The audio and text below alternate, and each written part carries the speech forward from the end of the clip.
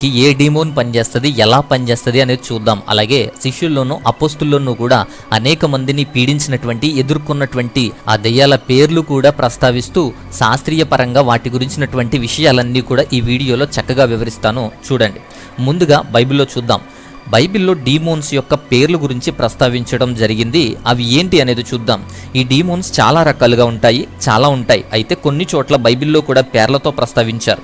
అబద్ధికుడు, సాతాను, ఘటసర్పం, అపవాది, ఆదిసర్పం, ధర్మవిరోధి, ఇలా సాతాను చాలా రకాలుగా పిలువబడ్డాడు. కానీ సాతాను కాకుండా వాడి దూతల్లో ఎవరి పేర్లు ప్రస్తావించారో చూద్దాం. కొన్ని డీమోన్స్ వాటి పేర్లతో సహా వాటి గురించి వ్రాయబడింది. మొదటగా మోలెక్, మెలెకు అనేటువంటి అమ్మోనియల దేవతగా పిలువబడినటువంటిది. ఇది మేలెకు దేవతను ఆరాధించేవారు. దీని ఆరాధన హేయమైనది. నరబలులు మనుషులను వధించేటువంటి పరిస్థితిలో ఉన్నారు. లేవికాండం 18:21లో నీ పిల్లలను ఎట్టి పరిస్థితుల్లో కూడా మేలేకు దేవతకు ఇవ్వకూడదు, అపవిత్రపరచకూడదు అని చెప్తారు. మొదటి రాజులు 11:7లో కూడా మెలేకు హేయమైనది అని తెలియచేస్తారు. సో మెలేకు అనేటువంటి దేవత. ఇక తర్వాత కేమేషు అని వ్రాయబడింది వాక్యంలో. ఈ దేవతకు కూడా హేయమైనటువంటి ఆరాధన జరుగుతుంది. దేవతగా వచ్చినటువంటి దురాత్మ. ఈ రెండు దేవతలు కూడా నరబలులను ప్రోత్సహించి నరబలుల వర్షిప్ అనేది ఆరాధనని జరిగించేవారు. సొలొమోను కాలంలో బాబిలోనియన్లో ఈ ఆరాధన పీక్స్లో ఉండేది. తర్వాత నూతన నిబంధనలో మనం చూస్తాం లిజియన్ అంటే సేన. మార్కు 5:2-10 వాక్యాలు చూస్తే దయ్యం పట్టినటువంటి వాడు ఒకడు యేసుక్రీస్తు వారిని బ్రతిమాలుకుంటాడు, ఏమీ చెయ్యొద్దు అని. అప్పుడు నీ పేరేంటి అని అడిగితే వాడంటాడు సేన అని. లీజియన్ అని ఉంటుంది ఇంగ్లీషులో. సేన అంటాడు. అంటే ఒక్కడు కాదు, అనేకమైన దురాత్మల సమూహంతో ఉన్నవాడు. అనేకమైన దురాత్మలు వాడిని పట్టుకున్నాయి. ఇక తర్వాత అబద్దోన్. ప్రకటన గ్రంథంలో చూస్తాం అపోల్లోయోన్, అబద్దోన్ అని. మనుషులకు హాని చేసేటువంటి పాతాళపు దూత. అబద్దోను అంటే హిబ్రీ భాష, అపోల్లోయను అంటే గ్రీక్ భాష. కానీ వాడి పేరే. ఇలా బైబిల్లో పేర్లతో దేవతలుగాను పేర్లతోనూ ప్రస్తావించబడినటువంటి వారుగా ఈ డీమోన్స్ అనేవి ఉన్నాయి. అంతేకాదు ఐగుప్తులు కూడా మోషేకి వ్యతిరేకంగా అద్భుత కార్యాలు జరగడానికి కారణం కూడా అవే. మీకు తెలుసా, 2వ రాజుల గ్రంథం చూస్తే 2వ రాజుల గ్రంథం 1వ అధ్యాయంలో బయల్జెబూల్ ఉంటుంది. బయల్జెబాబ్ అనేటువంటి దూతను చూస్తామంటే ఎక్రాను దేవతగా పిలువబడేటువంటి బయల్జెబాబ్ డీమోన్ గురించి చూస్తాం. అలాగే రకరకాల దూతలు, వాటి పరిస్థితిని మనం చూడాలి. ఇది అర్థం కావాలి అంటే ఈ డీమోన్స్లో కూడా రకరకాలుగా ఉన్నటువంటి వ్యవస్థలు మనకు తెలియాలి. ఈ డీమోన్స్ గురించినటువంటి శాస్త్రమే, దీని గురించినటువంటి అధ్యయనం చేసేటువంటి శాస్త్రమే డీమనాలజీ అంటారు. ఇది శాస్త్రీయ పద్ధతిలో కూడా ఉంది కాబట్టి శాస్త్రీయ పద్ధతిగా మనం చూద్దాం. పాపపు స్థితి, మోర్టల్ సిన్, అలాగే వాటి నాలెడ్జ్ అండ్ బిహేవియర్, వాటిని బట్టి వాటి ఆధారంగా ఒక్కొక్క రకంగా డీమోన్స్ అనేవి ఉంటాయి. ఇలా రకరకాలుగా మనుషులను మాయ చేస్తాయి. మనకు తెలుసు డెడ్లీ సిన్స్ అనేవి, మరణకరమైనటువంటి పాపాలు అనేవి ఉన్నాయి. ఈ మరణకరమైనటువంటి పాపాలు 7 ఉంటాయి. వీటిని డెడ్లీ సిన్స్ అంటాం. 7 డెడ్లీ సిన్స్ అనేవి బైబిల్లో వ్రాయబడ్డాయి 7. దాంట్లో డెడ్లీ సిన్ నెంబర్ 1 ప్రైడ్ అంటే గర్వము. దీనికి కారణమైనటువంటి ప్రత్యేకమైన దూత అపవాది. సో లూసిఫర్ అంటారు కొంతమంది. అయితే లూసిఫర్ పదం కాదు కానీ అపవాది. 2వ పాపం డెడ్లీ సిన్ 2 ఎన్వి అంటే అసూయను కలుగ చేసేటువంటి ప్రత్యేకమైన డీమోన్ బయల్జెబాబ్. సో బెల్జెబాబ్ అనేటువంటి దయ్యం. ఇక నెంబర్ 3 డెడ్లీ సిన్ 3 వ్రాత్, కోపం. దీన్ని కలిగి చేసేటువంటి demon Satan. Next number 4 deadly sin 4 sloth అంటే బద్ధకం. దీన్ని కలిగి చేసేటువంటి ప్రత్యేకమైన demon Abaddon. Deadly sin number 5 5th deadly sin greed అంటే దురాశ. దీన్ని కలిగి చేసేటువంటి డీమోన్ మమ్మోన్ అనేటువంటి దయ్యం. ఇక 6th డెడ్లీ సిన్ నెంబర్ 6 గ్లోటినీ తిండిబోతు. దీన్ని కలుగు చేసేటువంటి డీమోన్ బెల్ఫిగరీ అనేటువంటి దయ్యం. ఇక number 7 deadly sin number 7 lust అంటే కామం. దీన్ని కలుగ చేసేది ఆస్మోడియస్ అనేటువంటి దయ్యం. సో గమనించాలి, దేవుడు వేటికి దూరంగా ఉండమన్నాడో అదే టార్గెట్గా చేసి వాటి కోసమే ప్రత్యేకంగా ఈ డీమోన్స్ అనేవి పనిచేస్తాయి. ఈ డీమోనాలజీలో ఇంకొకటి లాటిన్ ఆఫ్ లైట్ అనేటువంటి సిద్ధాంతం. దీని ప్రకారం కూడా ఇలాంటి మరణకరమైనటువంటి పాపాలకు ఇలా బాధను కలిగిస్తాయి, ప్రేరేపిస్తాయి, బాధిస్తాయి. ద ప్రిన్స్ ఆఫ్ హెల్ ప్రకారం కూడా డీమోన్స్ని ఇలానే క్లాసిఫై చేశారు. బట్ ఒక స్లైట్ డిఫరెన్స్ మాత్రమే ఉంటుంది. ప్రైడ్ గర్వాన్ని కలిగి చేసేది లూసిఫర్. ఎన్వి అసూయను కలిగి చేసేది లెవియథాన్ అనేటువంటి దయ్యం. సో బెల్జెబాబ్ అనేటువంటి దయ్యం అనుకున్నాం. వ్రాత్ అనేది కోపాన్ని కలుగజేసేది సాతాన్. స్లోత్ అంటే బద్ధకాన్ని కలిగజేసేది బెల్ఫిగర్.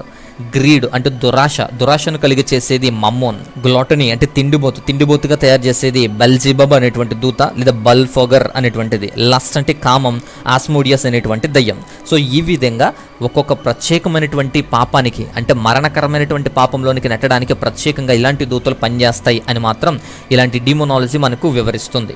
ఇలా మరణకరమైనటువంటి పాపంలో మనిషిని పాడు చేసి దేవునికి దూరం చేయటమే లక్ష్యంగా పనిచేస్తాయి. కింగ్స్ జేమ్స్ వెర్షన్ బైబిల్ రూపకర్త అయినటువంటి కింగ్స్ జేమ్స్ వ్రాసినటువంటి డెమోనాలజీ ప్రకారం డీమోన్స్ని 4 రకాలుగా వర్గీకరించారు. మనుషులను టార్చర్ చేసేటువంటి విధానాన్ని బట్టి 4 రకాలుగా వాటిని వర్గీకరించారు. మొదటి వర్గం స్పెక్ట్రా అనేటువంటి వర్గం. వీళ్ళు ఏం చేస్తారంటే చనిపోయిన వారి బదులు వారి ప్లేస్లో వస్తు రూపంలో కానీ దృశ్య రూపంలో కానీ వచ్చి వారిలాగా మాట్లాడి లేదా వారిలాగా బిహేవ్ చేస్తారు. ఇలా వెంటాడేటువంటి రకాలు వీళ్ళు స్పెక్ట్రా అనేటువంటి దయ్యాల గుంపు. నెక్స్ట్ నెంబర్ 2 రెండవ కేటగిరీ అబ్సెషన్ అంటే వీటిని గోస్ట్లు అంటారు. మనుషులను వెంటాడేవి, మోసగించేవి. వీటిని చూసి భయపడుతూ ఉంటారు మనుషులు. ఇక నెక్స్ట్ నెంబర్ 3 మూడవ కేటగిరీ పొసెషన్ అంటే ఇవి డీమోన్స్ అంటే ఎవిల్ స్పిరిట్స్ అంటాం. ఇవి మనుషులకి కూడా ప్రవేశిస్తాయి, బ్రతికి ఉన్న మనుషులకి మాత్రమే ప్రవేశిస్తాయి, మనిషిని వేధిస్తాయి కూడా. ఇక నెక్స్ట్ నెంబర్ 4 లాస్ట్ ఫైరీస్ అని. ఇవి మనుషులను చెడగొడుతూ అడ్వైజెస్ ఇస్తూ ఉంటాయి, ప్రేరేపిస్తూ ఉంటాయి. ఇలా కొన్ని వర్గాలుగా ఉంటాయి. బట్ యాక్చువల్గా డీమోన్స్ని వర్గీకరిస్తే దేవదూతలు ఎలా అయితే హైరార్సీ ప్రకారం ఉంటాయో ఈ అపవాది సైన్యం కూడా అలానే ఉంటాడు. ఎఫెసీ పత్రిక 6:12 మనం చూస్తాం, ప్రధానులు, అధికారులు, అంధకార సంబంధమైన లోకనాథులు, ఆకాశ మండలాల్లో ఉన్న దురాత్మల సమూహాలు ఇలా వర్గీకరణలుగా ఒక హైరార్సీ ప్రకారం ఉంటాయి అని మనం ఇంతకు ముందు వీడియోలో మనం చెప్పుకున్నాం. అలానే ఈ దురాత్మలు, ఈ ఫాలెన్ ఏంజల్స్లో కొన్ని చారిత్రక కథనాల్లో కూడా మనం చూద్దాం. ఈ హైరార్చీలో మొదటి హై ర్యాంక్లో ఉండేటువంటివి ఏంటి అంటే ఫాలెన్ ఏంజల్స్. సో ఫస్ట్ హైరారిటీలో ఈ ఫాలెన్ ఏంజల్స్ అనేవి ఉంటాయి. వీటిలో ఏమేమి ఉంటాయి అంటే కొన్ని పేర్లు మనం శాస్త్రీయ పరంగా కూడా మనం చూద్దాం. మొదటిది బెల్జెబబ్. సో బయల్జెబబ్ అనేటువంటిది ఇది ఫాల్స్ గాడ్ అంటే అబద్ధ దేవుళ్ళ పేరుతో వస్తుంది. ఫాల్స్ ఐడల్స్ అండ్ ప్రొఫెట్స్ ఇలా వెళ్తుంది. దేవతల్లా, దూతల్లా లేదా విగ్రహాల ద్వారా ప్రవక్తల్లా కూడా వెళ్తుంది. మనుషులను గర్వంతో టెంప్ట్ చేస్తుంది. యాసిస్కి చెందినటువంటి బిషప్ సెయింట్ ఫ్రాన్సిస్కి ఈ దెయ్యంతోనే పోరాడతారు. సెయింట్ ఫ్రాన్సిస్ ఈ దెయ్యంతోనే పోరాడతాడు. ఇక నెంబర్ 2 లెవియోథాన్ అనేటువంటి దయ్యం మతోన్మాదంతో వేధిస్తుంది. ఈ దయ్యం మనుషులను మత పిచ్చిలోకి లాగుతుంది. అపోస్తుడైనటువంటి సెయింట్ పీటర్ ఈ యొక్క దయ్యంతోనే పోరాడాడు. సెయింట్ పీటర్ పేతురు పోరాడినటువంటి దయ్యం ఈ లెవియోథాన్ అనేటువంటిది. ఆయన పరిచర్యలో పోరాడాడు. ఇక నెంబర్ 3 ఆస్మోడియస్ అనేది లస్ట్ దయ్యం అంటే కామ వాంఛలను ప్రేరేపించేటువంటి దయ్యం. డీమోన్ ఆఫ్ వికిడ్నెస్ అండ్ వాంటనెస్ దుష్టత్వం కలుగచేస్తుంది, నీతి లేని వారిగా మార్చేస్తుంది. బాప్తిసం ఇచ్చి యోహాను గారు ఈ దయ్యంతోనే ఈ దయ్యాన్ని వదిలించినట్టు తరిమినట్టు కూడా చెప్తారు చారిత్రక గ్రంథాల్లో. ఇక నంబర్ 4 బెరిత్ అనేటువంటి దయ్యం మనుషులను క్రూరత్వం వైపు, హత్యల వైపు ప్రేరేపిస్తుంది. క్రూరత్వాన్ని, హత్యలను ప్రేరేపించి మనుషులను ఎక్కువగా పాడు చేస్తుంది. ఇక సెయింట్ బర్నబాస్ పోరాడింది ఈ దురాత్మతోనే. ఈ బెరిత్ అనేటువంటి దయ్యమే సెయింట్ బర్నబాస్ను ఎదుర్కొన్నది, వ్యతిరేకించింది. ఇక నంబర్ 5 అష్టరుద్ర అనేటువంటి దయ్యం మనుషులను బద్ధకస్తులను చేస్తుంది, రోగాలు రప్పించి మోసం చేస్తుంది. సెయింట్ బర్తలోమయ్యి పోరాడింది ఈ డీమోన్తోనే సెయింట్ బర్తలోమయ్యి అష్టరుద్ర అనేటువంటి దయ్యంతో పోరాడతాడు. ఇక నంబర్ 6 వరణి అనేటువంటి దయ్యం మనుషులను అసహనం వైపు నడిపిస్తుంది. ఈ దయ్యం సెయింట్ డొమినిక్ అనేటువంటి వ్యక్తి పోరాడింది ఈ దయ్యంతోనే. ఇక నెక్స్ట్ 7 గ్రెజిల్ అనేటువంటి దయ్యం మనుషులను అపవిత్రతలోకి తీసుకువెళ్తుంది. సెయింట్ బర్నార్డ్ అనేటువంటి వ్యక్తి పోరాడింది దీంతోనే. సెయింట్ బర్నార్డ్ పోరాడింది ఈ గ్రెజిల్ దయ్యంతోనే. ఇక నంబర్ 8 సోనియల్లోన్ అనేటువంటి దయ్యం మనుషులను అసహ్యం వైపు నడిపించి ప్రేరేపిస్తుంది. సెయింట్ స్టీఫెన్ పోరాడింది దీనితోనే. సో స్టీఫెన్ పోరాడింది ఈ దయ్యంతోనే. ఇక నంబర్ 9 ఫైథియోస్ అనేటువంటి దయ్యం అబద్ధం ఆడేటట్లు ప్రేరేపించేటువంటి దురాత్మ ఇది, అబద్ధాన్ని ప్రేరేపిస్తుంది. ఇక నంబర్ 10 బెలియాల్ అనేటువంటి దయ్యం ఇది అధర్మం వైపు ప్రోత్సహిస్తుంది, ధర్మ విరుద్ధంగా పనిచేసేలా చేస్తుంది, చెడు పనులను ప్రేరేపిస్తుంది. ఇక నంబర్ 11 సాతాన్ అద్భుతాలతో మోసం చేస్తుంది, క్షుద్ర విద్యలతో ఆకర్షిస్తుంది, అద్భుతాలు చేసి మాయ చేస్తుంది. ఇక నెక్స్ట్ నంబర్ 12 మ్యారిహం అనేటువంటి దయ్యం తెగులు దయ్యం అంటారు. తెగులు రప్పించి బాధించి నయం చేస్తానని నమ్మించేటువంటి దయ్యం ఇది.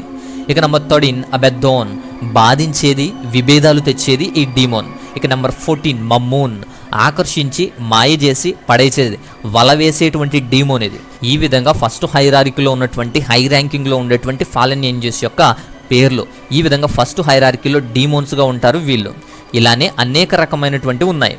ఇవే కాదు, ఇవి కొన్ని పేర్లు ప్రస్తావించబడినవి. అలాగే అపోస్తుల్లో గానీ సెయింట్స్ లో గానీ డీమోన్స్లో సెకండ్ హైరార్కీ అంటే సెకండ్ ర్యాంక్ కాబట్టి సెకండ్ హైరార్కీలో ఉన్నటువంటి రెండవ ర్యాంకులో ఉన్నటువంటి సెకండ్ హైరార్కీలో ఉన్నటువంటి కొన్ని ఉన్నాయి. అవి ఏంటి అంటే నెంబర్ 1 క్యారో ఉన్నటువంటి డీమోన్ ఆఫ్ పవర్స్, శక్తులతో మోసగిస్తుంది. సెయింట్ విన్సెంట్ పోరాడింది ఈ దెయ్యంతోనే. సెయింట్ విన్సెంట్ పోరాడాడు ఈ యొక్క క్యారో అనేటువంటి దెయ్యంతో. నెంబర్ 2 కార్నివల్ అనేది సిగ్గు బిడియం లేకుండా షేమ్లెస్గా మార్చేస్తుంది మనుషుల్ని. జాన్ ది ఎవాంజలిస్ట్, స్వార్థికుడైనటువంటి యోహాన్ గారు పోరాడింది ఈ డీమోన్తోనే. ఇక నెక్స్ట్ నెంబర్ 3 ఆయిలెట్ అనేటువంటి దయ్యం పేదరికంలో మగ్గేలాగా అక్కడే ఉండేలాగా చేస్తుంది. సెయింట్ మ్యాట్రిన్ పోరాడింది ఇలాంటి దయ్యంతోనే. సెయింట్ మ్యాట్రిన్ పోరాడింది ఆయిలెట్ దయ్యంతోనే. ఇక నెంబర్ 4 రోజియర్ అనేది దాంపత్యాన్ని చెడిపేస్తుంది, సెక్షువల్ ప్యూరిటీని వ్యతిరేకంగా మార్చేస్తుంది. సెయింట్ బాసిల్ అనేటువంటి వ్యక్తి పోరాడింది ఈ డీమోన్తోనే. సో డొమినియన్స్ జాతికి చెందినటువంటి డీమోన్ ఇది రోజియర్. ఇక నెంబర్ 5 బెలియాస్ అనేటువంటిది వర్చ్యూస్ జాతికి చెందినటువంటి డీమోన్ ఇది. అహంకారాన్ని పెంచుతుంది, ఆడవారితో వైరాగ్యాన్ని పెంచుతుంది, చిన్న పిల్లలకు కూడా చెడు కోరికలు రేపుతుంది. అలాంటి దయ్యం ఇది. సెయింట్ ఫ్రాన్సిస్ డీపాల్ అనేటువంటి వ్యక్తి పోరాడింది ఈ డీమోన్తోనే, బెలియాస్ అనేటువంటి డీమోన్తోనే. ఇలా సెకండ్ ర్యాంకింగ్లో సెకండ్ హైరార్కీలో కొన్ని దూతలు డీమోన్స్ గురించి మనకు తెలిసింది. అలాగే క్రింది స్థాయి అంటే థర్డ్ ర్యాంకింగ్లో ఉన్నటువంటివి ఏంటి అంటే నెంబర్ 1 ఒలివియార్ అనేటువంటి దయ్యం.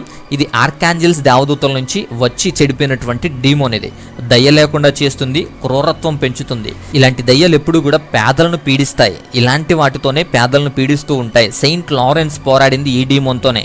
సెయింట్ లారెన్స్ పోరాడింది ఒలివియార్ అనేటువంటి దయ్యంతో. ఇక నెంబర్ 2 లువాత్ అనేటువంటి దయ్యం.